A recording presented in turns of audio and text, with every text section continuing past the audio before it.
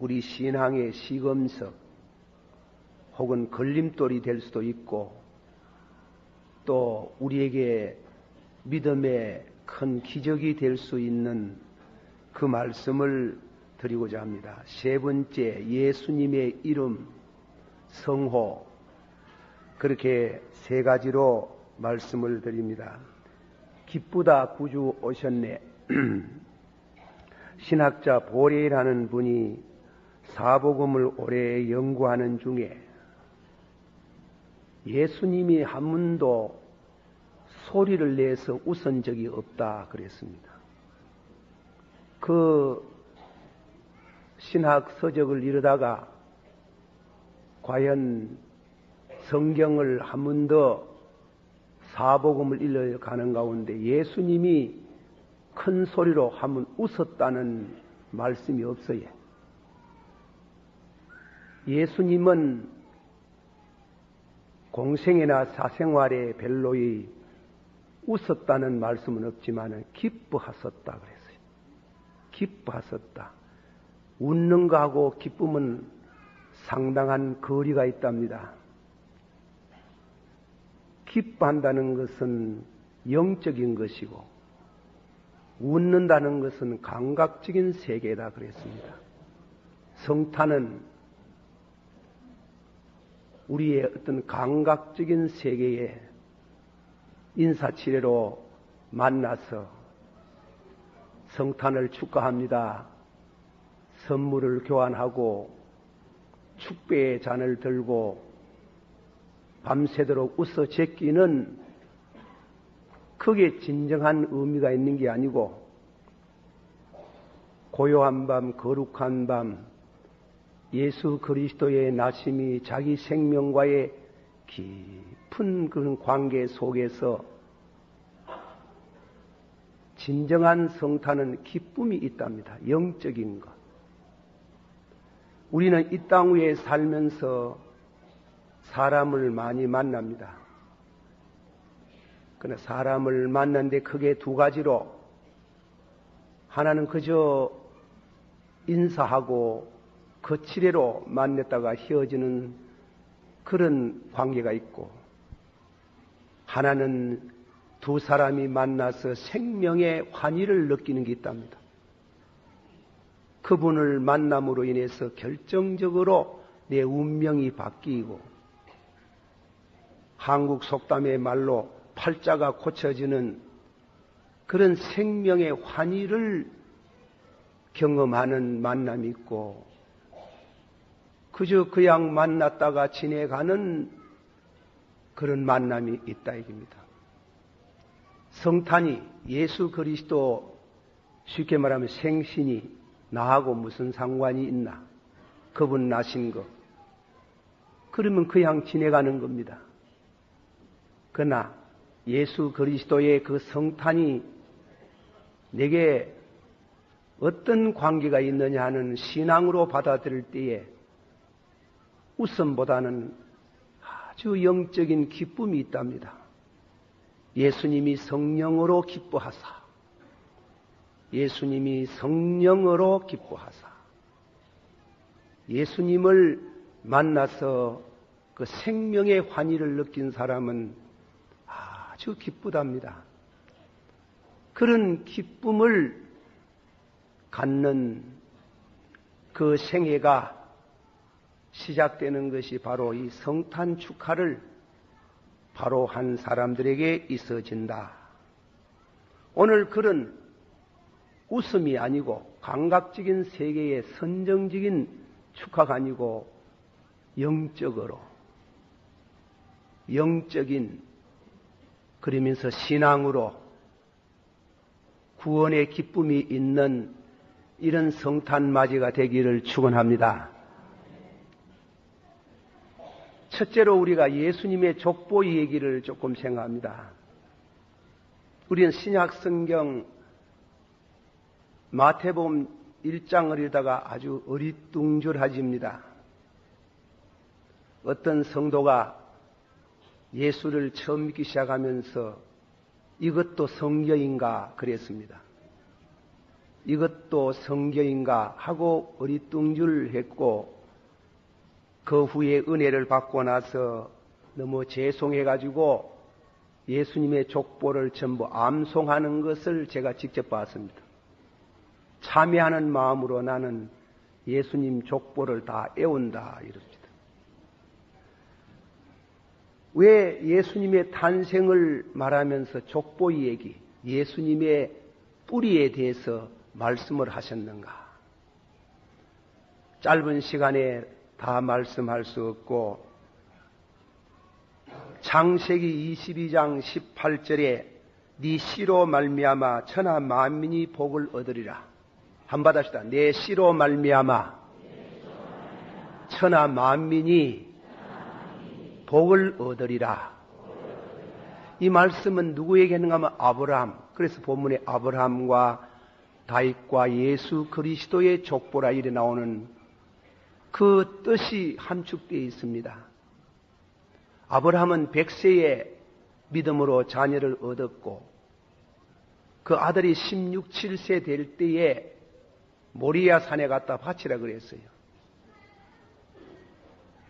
아브라함은 믿음으로 죽은 자 가운데서도 살려주실 것을 믿고 그 아들을 모리아 산에 갖다 바치려고 갔다가 칼을 가지고 그 목을 내리 찌를 할 때에 하나님이 천사를 통해서 네가 네 사랑하는 독자를 보다도 나를 더 사랑하는 줄 알고 내가 네게 복을 준다. 네 자녀가 하늘의 별같이 바다의 모래같이 많겠다. 그래놓고 나서는 22장 18절에 내 자손을 인하여 천하 만민이 복받겠다. 천하 만민이 복받는 아들 주겠다. 메시아에 대한 예언이라는 것입니다. 이 말씀은 하나님이 아브라함에게 예수 그리스도가 오셔서 만민에게 복을 주시겠다는 그 약속을 지키심에 대한 족보 얘기입니다. 하나님은 미쁘시다. 그래서 우리는 이 한 가지 말씀을 통해 가지고 성경의 구약에 있는 말씀이나 신약에 있는 말씀에 하나님을 아버지로 믿고 예수를 영접하는 사람들에게 주시는 모든 약속은 그것이 늦은 감이 있을지라도 반드시 그 약속을 성취하신다. 그런 의미에 있어서 그 약속의 성취의 원점은 예수예요. 예수 그리스도를 통해서 우리에게 하나님이 복을 주시는 것을 말씀합니다. 그런 의미에 아브라함과 족보 얘기가 나옵니다. 아브라함과 다윗. 두 번째로는 다윗은 이스라엘의 성군이에요. 이분이 아름다운 백향목 궁전에서 살면서 하나님의 성전은 초라한 장막에 있기에 나단을 보고 내가 하나님의 성전을 짓고 싶다. 그러니까 하나님께서 나단을 통해서 군인으로서 피를 너무 많이 흘려가지고 성전을 건축할 수 없다고 하시며 네 아들 중에 한 사람이 나와서 성전을 건축하겠다 그랬습니다. 그러면서 하나님이 그 하나님을 사랑하는 다윗의 그 신앙을 보고 하나님이 너무 기뻐해서 이런 약속을 했습니다. 그 약속은 사무엘라 7장 8절에서부터 16절까지 나오는 말씀으로 내 자손 가운데에 만왕의 왕이 와서 세계의 만민에게 복을 주시겠다고 하는 아브라함에게 약속하신 그 축복을 실천하겠다 그랬습니다. 박윤순 목사님은 오늘 탄생하신 예수님은 단순한 왕이 아니시고 만왕의 왕이시라는 겁니다.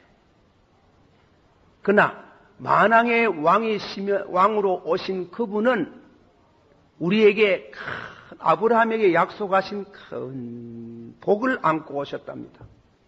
큰 은혜와 진리가 충만하더라는 말씀같이 은혜 위에 은혜라, 은혜와 진리가 충만한 그 축복, 산타크로스 할아버지 모양으로 큰 축복을 짊어지고 왔는데, 단 왕과 신하의 사이에 윤리관계는 복종이라는 겁니다. 예수 그리스도를 왕으로 모시고 절대 그 말씀을 신봉하고 순종하는 자에게 아브라함에게 약속하신 큰 복을 주시겠다고 말씀하셨습니다. 우리는 그 복을 이미 받은 분도 있고 또 앞으로 받게 될 것을 생각할 때 기쁘다. 기쁘다 구주 오셨네. 한번 해보세요. 기쁘다 구주 오셨네. 단순히 우리에게 기쁨을 주는 게 큰 아브라함에게 약속하신 큰 복을 짊어지고 오셨다. 그래서 그분을 영접하는 자, 또 절대 그분의 말씀의 뜻을 순종하는 자에게 아브라함에게 약속하신 큰 축복을 저에게도 주시겠다. 그것이 족보의 얘기입니다. 뭐 더 자세한 얘기는 우리가 다른 시기에 머물기를 하고, 그래서 아브라함과 다윗의 자손 예수 그리스도의 세계라. 한번 합시다. 아브라함과 다윗의 자손 예수 그리스도의 세계라. 아브라함에게는 큰 축복을 약속하시고 다윗에게는 예수님이 왕으로 오셔서 능력으로 축복을 실천해 갈 때에 그분을 영접하고 중심으로 믿고 순종하면은 그분이 우리에게 큰 복을 주신다는 것입니다. 한 가지만 아브라함에게 약속하신 복 중에 하나만 생각합니다. 아브라함은 실향민입니다. 고향을 떠났어요. 늘 고향을 사모했다 그랬어요.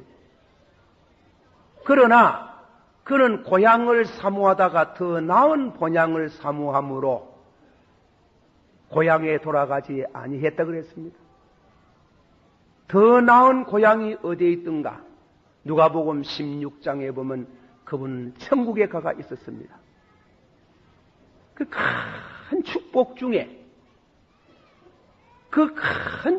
중에 가장 큰 축복이 하나가 천국을 소유할 수 있는 그런 축복을 가져오신 만왕의 왕, 만주의 주를 영접하고 우리가 거듭나는 순간 그 천국에 대한 약속과 축복을 받을 때에 기쁘다 그런 거예요. 기쁘다. 그런 큰 구원에 대한 기쁨 우리 마음 가운데 충만하기를 주의 이름으로 축원합니다. 두 번째로는 절대 복종한다는 우리에게 중요한 그거는 믿음입니다. 예수 그리스도의 나심은 이러하니라. 그 모친 마리아가 요셉과 정혼하고 동침하기 전에 성령으로 잉태되었더니 그랬습니다. 유대 풍속에 대한 이 얘기를 합니다. 유대 나라는 결혼하기 전에 반드시 약혼식을 한답니다. 약혼식을 해서 기간이 보통 1년이랍니다. 1년 동안 약혼을 하면은 법적인 부부가 된답니다. 법적인 부부가 된다. 그는 법적인 부부가 되지만은 신부는 시집에 가지 않고 결혼 안 했으니까 자기 집에 친정에 있는 게예요. 그래서 여기에 마태가 강조하는 것은 동거하기 전에 시집을 안 갔다는 게예요. 칼빈 선생의 말씀을 빌리면 동거하기 전에, 이 말씀은 점잖은 표현으로 성적 관계를 가기 전에 그런 뜻이라는 겁니다. 동거하기 전이라는 말은 결혼해가지고 한 집에서 결혼 생활을 하는 이런 성적 관계가 없는 동거하기 전에 아기를 가졌다는 겁니다. 요셉은 의인인지라 그랬습니다. 가만히 끊고져 했다 그래요. 유대 법전에 모세오경을 읽어보면은 약혼한 여자가 부정행위를 해서 아기를 가지면은 그 약혼남이 되는 신랑 될 사람이 그 여자, 그 약혼녀를 다리고 어디로 가는가 하면 자기 친정, 다리고 할 것도 없고 그 친정집 문 앞에서 이 여자가 나하고 약혼녀인데 부정행위를 해서 아기를 가져서 이러면 동네 사람이 돌로 쳐서 죽입니다. 이 유대 법정이 아주 무섭습니다. 그런데 요셉은 의인인지라 가만히 끊고 쟀다. 거기에 대한 주석상 상당히 어려운 해석이 있습니다만은 요셉이 의인이라 어떤 해석에는 요셉은 관용의 사람이라. 요셉은 자기 아내가 동거하기 전에 아기를 가졌으므로 모세의 법대로 하면은 돌로 쳐서 죽여야 되는데 관용의 사람으로 그 죄를 덮어주더라. 그래서 가만히 파혼을 하려고 생각했다. 그러나 이 말씀이 돼가지고 칼빈의 주석을 저는 적당히 바로 해석했다 봅니다. 의인이라는 말은 죄를 덮어주는 것만 말하는 거 아니다. 요셉이 어려운 사람이라고 할 때 그 마음속에 그 부정행위를 향한 장차 자기 아내가 될 사람이 배신행위에 대한 한 걸음 나가서 간음하지 말라고 한 하나님의 계명을 범한 데 대한 가슴에 그 죄악에 대한 노여움이 불이 붙었다는 겁니다. 그 불붙는 심령으로 남자에게 있을 수 있는 질투심과 함께 가서 돌로 쳐서 죽이는 일을 마땅히 해야 되겠지만은 의인은 불붙고 죄는 미워하고 사람은 사랑하더라 그랬어요. 그걸 의인이라 하더라. 죄는 미워하고 사람은 사랑함으로 가만히 끊고져 했더라는 겁니다. 잠을 못 잤겠지요? 그때에 그 밤중에 하나님의 천사가 나타나서 다윗의 자손 요셉아 네 아내 다리 오는 것을 무서워하지 마라. 이는 성령으로 잉태된 것이니 우리 성탄절의 가장 중요한 매듭이 거기입니다. 예수님을 사도신경 고백하시 전능하사 천지를 만드신 하나님 아버지를 내가 믿사오며 그 외아들 우리 주 예수 그리스도를 믿사오니 이는 동정녀 마리아에게 나시고 동정녀로 나셨는 걸 믿느냐 안 믿느냐는 것은 우리 신앙생활의 시금석이 된다는 겁니다. 아이고 믿을 수 없지. 그럴 수가 있나. 그 자연법칙에 어긋난다. 전에 제가 이 얘기를 한번 드렸지만은 이 설교 과정에 또 예화를 듭니다만은 미국에서 제일 세계적으로 유명한 신학교라는 신학교가 프린스턴 신학이라고 합니다. 그 프린스턴 신학이 1929년에 나누어졌습니다. 그래가지고 필라델비아 웨스트민스터 신학교라는 것이 생겼습니다. 그 신학교가 왜 나눠졌느냐 하는 것은 프린스턴 신학에서 동정녀 탄생을 부정하는 교수가 하나 들어왔어요. 교수가 들어오면서 한 사람, 두 사람 자꾸 수가 늘어졌어요. 그래서 매촌 박사가 성경대로 믿자. 성경대로 믿자. 성경을 그런 식으로 이성적으로 풀어나가고 과학적으로 풀어나가면 우리는 예수 믿을 이유가 없다. 신앙 그 자체가 기적인데. 그래서 신학교가 나눠졌어요. 그게 공부를 하고 오신 우리 한국에 큰 신학 박사 두 분이 계셔요. 한 분은 김모 목사님, 한 분은 박모모 목사님. 1946년부터 49년까지 우리 한국교회 장로교회가 해오리바람이 불러서 싸움이 벌어지고 제일교회, 서문교회에서 싸움 나가지고 나누어집니다. 그것은 동령녀 탄생에 있어서 엘마, 히브리 말로 처녀라는 말이 엘마인데 김모 박사는 하시는 말씀이 엘마라는 말은 가끔 결혼한 사람에게도 적용한다. 그러나 박모 목사님은 말씀하시기를 그거는 처녀에게만 적용되는데 거기 더 확실한 것은 헬라어 성경으로 번역될 때에 전혀 남자를 모르는 처녀의 몸에서 예수님이 나신 것을 헬라 원문을 번역을 그렇게 해요. 그건 어디다 둔가 하면은 누가복음 1장에 보면 천사가 나타나가지고 마리아에게 하는 말씀까지 하나님의 큰 능력으로 아들을 낳겠는데 이름을 예수로 하겠다니까 나는 남자를 모릅니다 그랬어요. 마리아가. 헬라 원문 가운데 기노스코 우라는 것은 아주 강조를 했어요. 나는 남자를 모릅니다. 기노스코이라는 성적 관계를 말하는 거예요. 나는 지금까지 한 번도 남자를 모르는데 어떻게 그런 일이 있을 수 있겠습니까?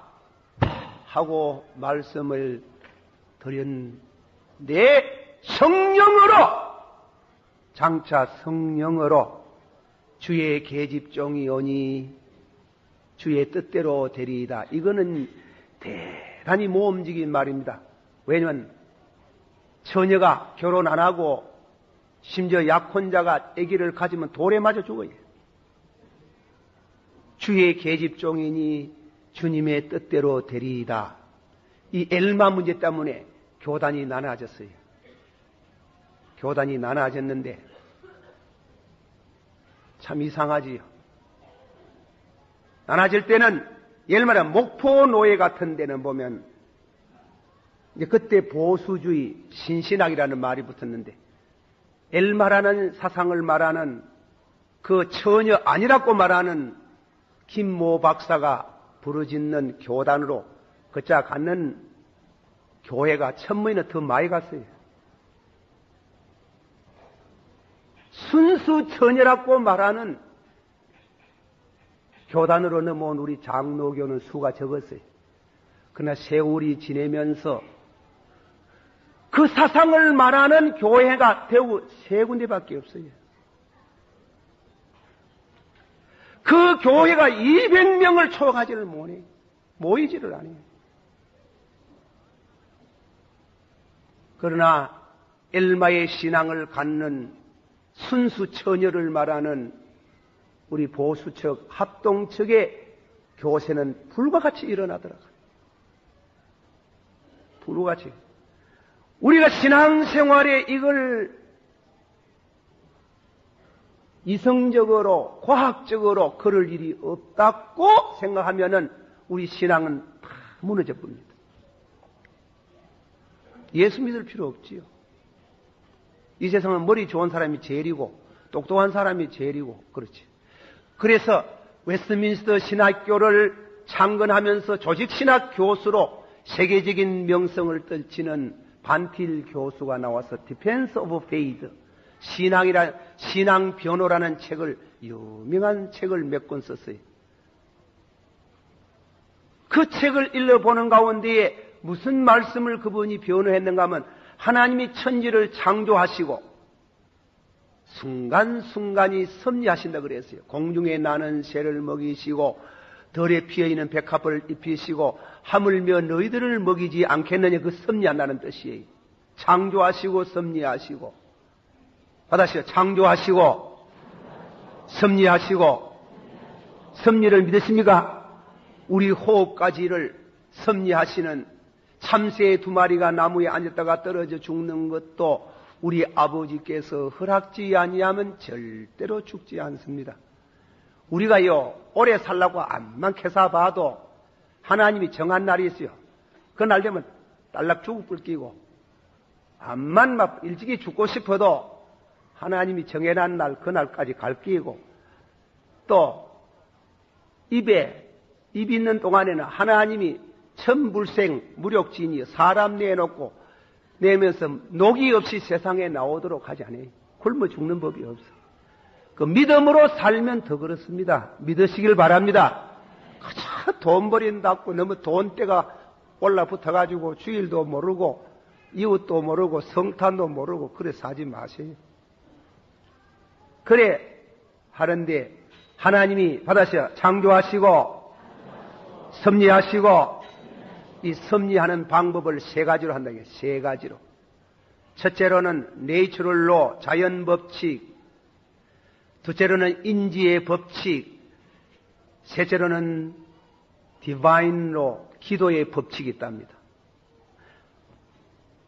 자연 법칙이 뭡니까? 봄이 오면 여름이 오고, 여름이 오면 가을이 오고, 가을이 오면 기울이 오고, 콩을 심으면 콩이 나고, 외일을 심으면 외일을 나고, 죄송합니다. 사람이 날라면 결혼해가지고 부부 사이에 아기가 나는 것은 그건 자연 법칙이라 하네. 자연 법칙. 자금 이후로 해가 서쪽에서 뜨는 거 봤습니까? 없잖아요. 농담이 하겠지만은 그런 자연 법칙으로 하나님께서 인류를 섭리해 가시는가 하면, 하나님이 우리 인간 너무 심심할까 싶어가지고 사람에게 일부를 맡겨가지고 무엇입니까? 비행기도 만들고 전기도 만들고, 그리고 다음에는 군함도 만들고 텔레비도 만들고 이 전화도 만들고, 그 자연 법칙, 그걸 하나님이 일부를 인지의 법칙으로 그런 지혜를 주셨다 하네요. 과학을 문화생활을 할 수 있도록, 그걸 어려운 말로 말하면 컬처럴 커맨드멘트, 문화명령, 문화생활하라고 하나님이 그런 섭리 가운데 우리 인간에게 하나님의 대언자로, 하나님의 에이전트로 우리를 이 세상을 다스려 나가도록 하신 하나님을 찬양합니다. 그러나 3번째로는 자연 법칙으로 안 되고 인간의 지혜로 안 되고, 기도하는 중에 예수님이 오셔서 기적의 법칙이 있다는 겁니다. 기적으로. 이 얘기가 너무 궁해서 죄송합니다만은 한 번 더 말하랍니다. 옛날에 우리 고신하고 우리하고 합동을 해가지고 서영교회 동사 목사님으로 하신 황철두 목사님이라고, 옥중성두라 그래요.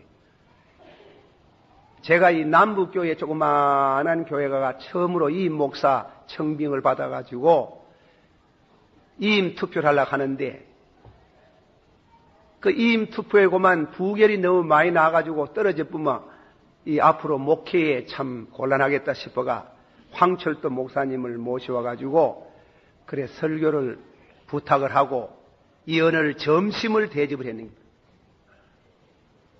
이 점심을 대접하는데 사람이 안 볼 거는 더 잘 보이는 모입니다. 연방술을 들면서 잡섰는데 무심코 손톱을 봤어요. 손톱이 하나도 오른 게 없고 전부 다 울퉁불퉁한 또 곰보닥지가 생기더라고요. 그래 목사님 보고, 아이고 목사님요, 목사님 손톱이 와 그렇습니까? 그러니, 아이고, 자네는 오만 거 잘 보이네, 했거든. 아니, 그런데 손톱이 왜 그래요? 밥 먹고 갈차두겠다 합시다, 밥 먹고. 그래, 밥을 잡수고 이제 커피를 잡수는데 손톱이 왜 그렇습니까? 이라니. 일제시대에 감옥에 들어가가지고 신사참배 안 한다고, 말 안 듣는다고, 대창 가지고 손톱을 찔러 놓이. 생소톱이 다 빠져버리는 게.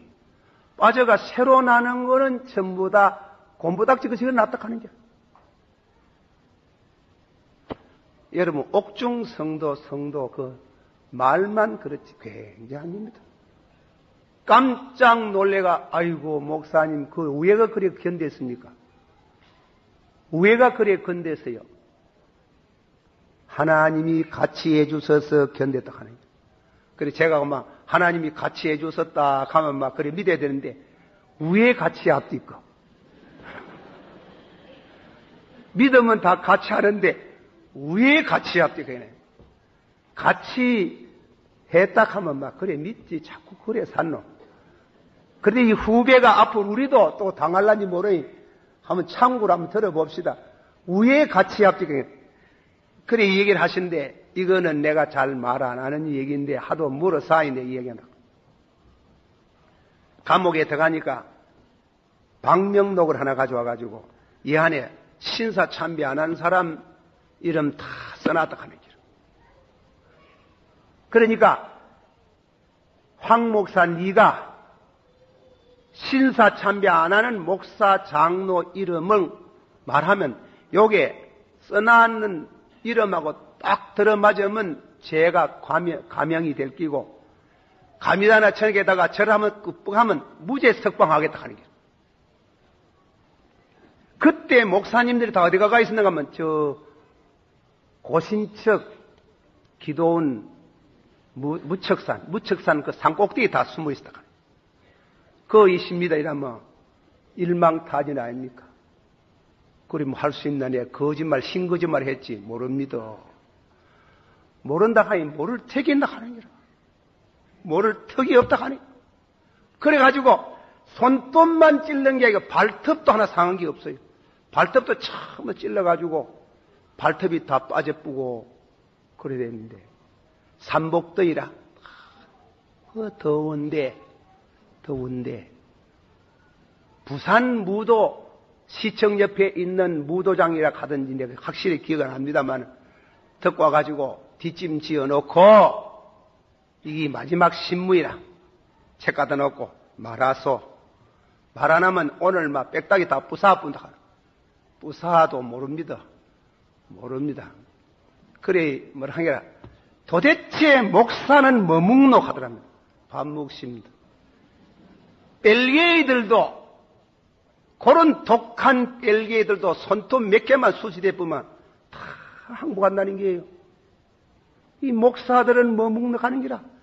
뭐 먹어가지고 절에 독 하나 하는 기라. 발톱 다 빠지고 손톱 다 빠지도 절에 독 하나 하는 기라. 아이고 몸소리 난다 하면서 저짝에 들창문을 열고 밖을 내다보고 담배를 뿜고 뿜는데 그때가 삼복더위라. 목사님 말씀대로 그대로입니다.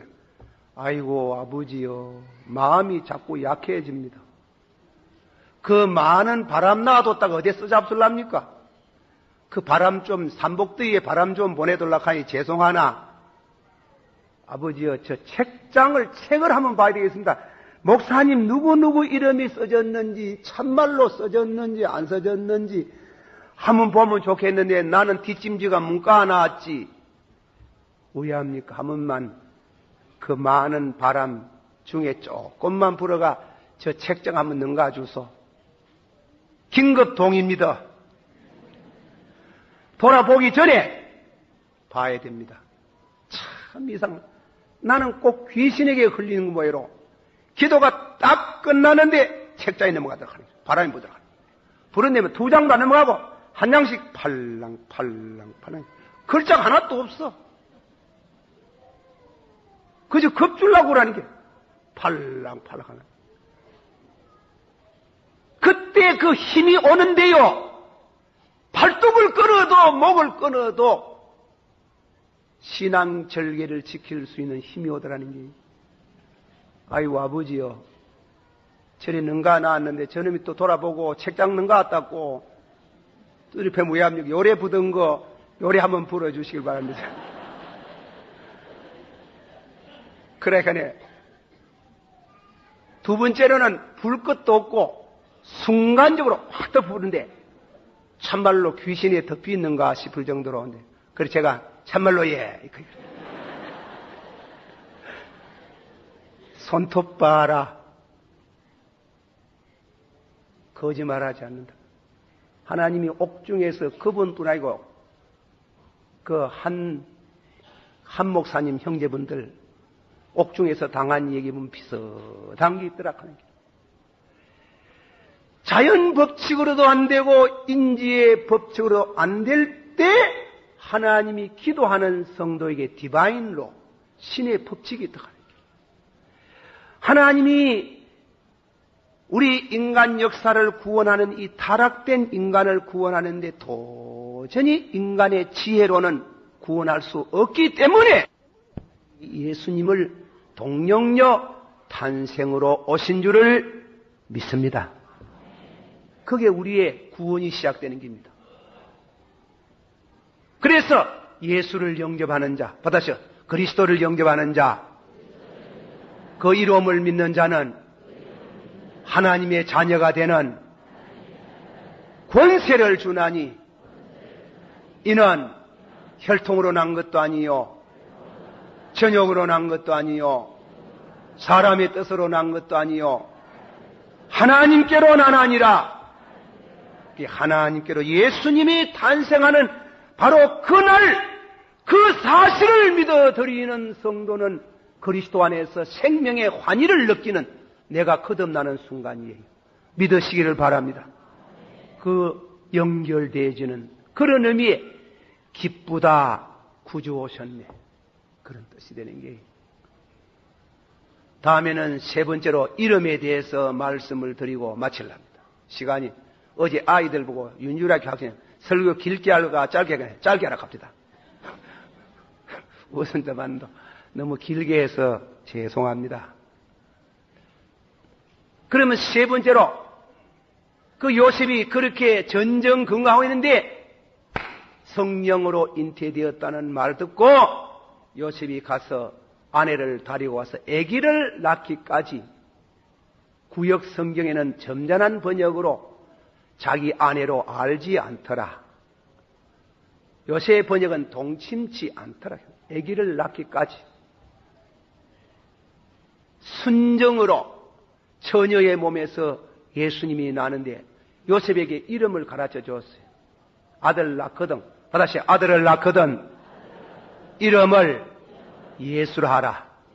다시 이는 자기 백성을 저의 죄에서 구원하실 자이심이라. 예수님이 오신 목적 가운데 그 이름 속에 뜻을 밝혔어요. 아브라함에게 약속하신 큰 축복은 뭐 잘 먹고 시집 잘 가고 먹고 마시고 장가가고 시집가고 사고 파는 주방 종교를 위해서 예수님 오는 거 아니래요. 그거 알아야 됩니다. 예수 믿으면 잘 때에. 그러나 그게 본문이 아니에요. 먹고 마시고 장가가고 시집가고 사고 팔고 그 주방 종교를 위해서 온 거 아니라 하는 게. 우리에게 제일 큰 문제가 알고 모르는 사이에 큰 문제가 뭐냐면 죄입니다.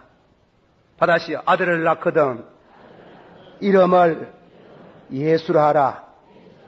이는 저희 백성을 저의 죄에서 구원하실 자이심이라. 자, 제가 구약 성경의 시편 49편 6절에서 8절 하면 이럽니다.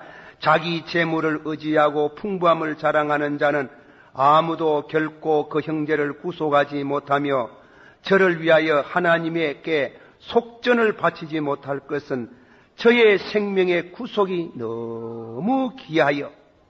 받아시오. 저의 생명의 구속이 너무 귀하여 영영 못할 것이라. 인간이 지은 이 죄를 구속하는 것은 돈으로 안 된답니다.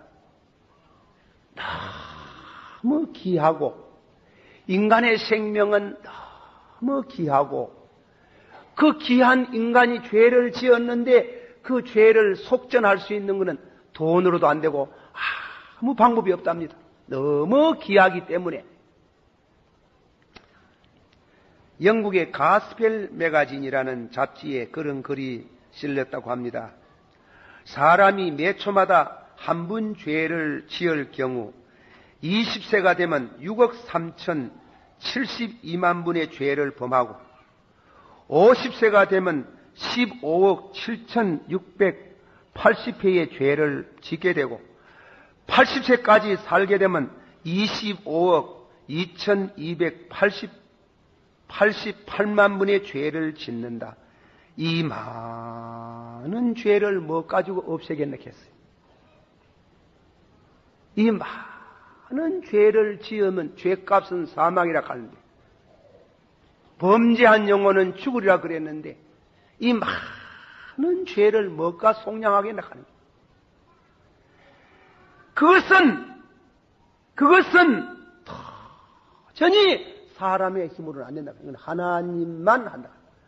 하나님도 그냥 될 수 없어가지고 몸을 입고 써가지고 당신이 십자가에 그 죄를 짊어지고 하나님이 죽어야만 될 하나님이 희생 제물이 되어야 할 만큼 피를 흘려야 할 만큼 인간의 죄는 너무 지중하고 인간의 힘으로는 그 죄를 지을 수 없고 예수 그리스도의 피로서만 하나님만이 그 죄를 정결케 하기 때문에 그래서 우리 죄를 없이 하시고 구원을 베푸시기 위해서 오시는 분이라는 뜻으로 이름을 예수라 하라. 다시 이름을 예수라 하라. 이는 자기 백성의 죄를 구원하실 자이심이라. 여러분이 그리 알아야 됩니다. 그리 믿어야 됩니다. 제일 큰 축복은 죄 사함을 받는 겁니다. 믿으시길 바랍니다.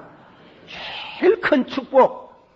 그 축복은 내가 예수 그리스도 안에서 죄 사함을 받는 큰 축복을 받은 사람들에게 두 번째로 예수의 이름은 임마누엘. 다시 그 이름을 임마누엘이라 하리라. 하나님과 동행하는 길입니다. 하나님과 다시 은혜를 받고 죄 사함을 받으면 예수님을 영접하고 하나님과 동행할 수 있는 줄을 믿습니다. 다시 나의 갈 길 다가도록 예수 인도하시네. 믿으시길 바랍니다.